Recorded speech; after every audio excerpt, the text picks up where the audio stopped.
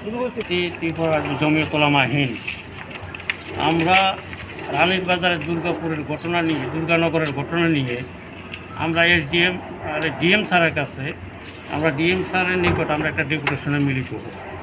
আমাদের সাথে সংগঠন ছিলেন মাওলানা জাকির হোসেন, নদাতুত্তামের secretary Tripura state, Maulana Yasin Mia Sahib Imam organisation, Maulana Abul Khayer Sahib Arabic educated forum, doctor Zahirul Haque Sahib convener এই টিমের, এবং advocate Jalilur Rahman Talukdar Sahib vice president Tripura state Jamiat Ulama Hind.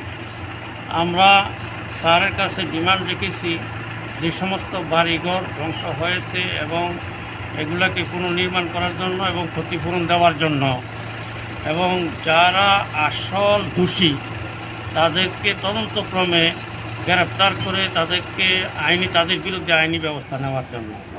সুতরাং ওইখানে যখন আমরা ডিএম স্যারের সাথে কথাবার্তাতে মিলিত হই, আমাদের বেশিরভাগ কথাই ডক্টর জহির সাহেব বলেছেন উনি কথা বলবেন।